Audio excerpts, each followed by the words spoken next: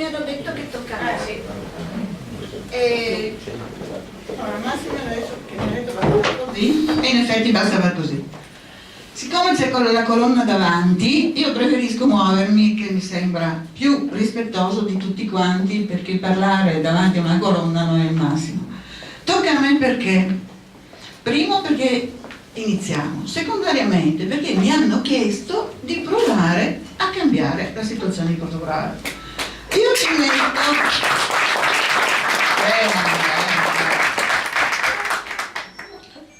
Io ci metterò del mio impegno, poi tra l'altro vi dico che vi sgraverò dalla lettura del discorso che avevo preparato.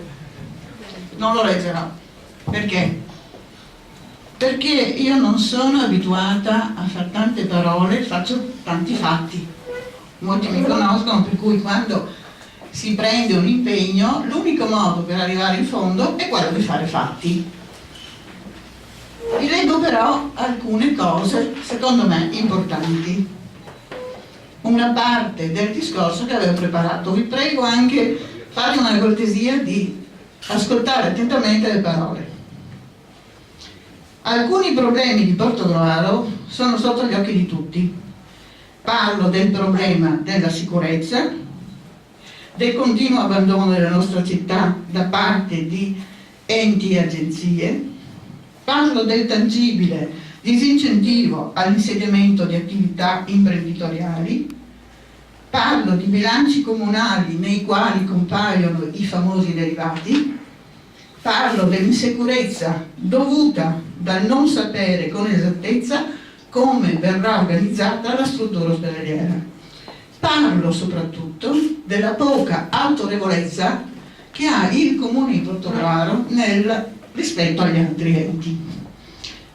Parlo quindi del piano degli interventi, parlo della cronica disattenzione nei confronti del depauperamento del centro storico, parlo della disattenzione verso la necessità di rafforzare la realtà socio-economica delle frazioni.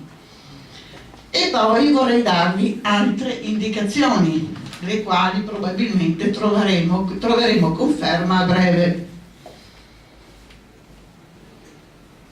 Si sta sussurrando, e lo sapremo presto, che l'attuale amministrazione comunale aumenterà le tasse ai cittadini di Portogruaro di circa 600.000 euro.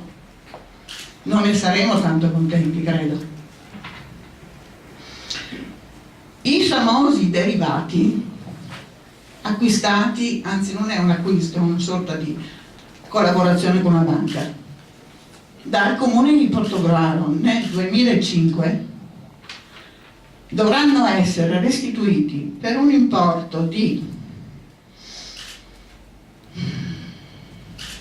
2.400.000 euro da adesso al 2025. Quindi il Comune di Portogruaro da oggi è indebitato di questo. Non credo ci faccia molto piacere, non credo soprattutto che tanti lo sappiano.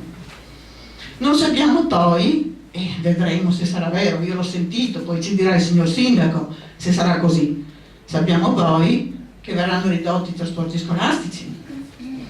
Per tutta questa serie di considerazioni io credo sia il momento di cambiare strada. E per cambiare strada, per trovare soluzioni, bisogna essere in tanti, bisogna essere uniti, bisogna trovare una squadra di lavoro che assieme attorno alla figura del sindaco compattamente persegua gli obiettivi del progetto, perché da soli si fallisce, da soli non si va da nessuna parte. E dopo l'ultima cosa, anzi la penultima cosa vi devo dire. Io vi assicuro, nel caso la nostra squadra riuscisse ad occupare il Comune di Portogruaro, che se faremo bene sarà merito nostro, ma se sbaglieremo sarà ugualmente colpa nostra, perché è ora di finirla di sentire persone che dicono che le colpe sono degli altri. Le colpe sono esattamente di chi sta gestendo la situazione.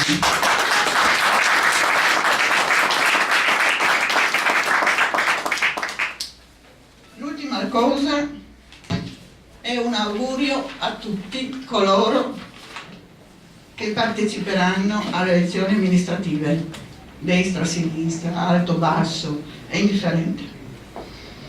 Il mio augurio a tutti i gruppi politici è quello di una competizione sana, leale e di ampio respiro, sottolineo leale, perché di gente che fa giochini vari siamo molto stanchi, non se ne può più.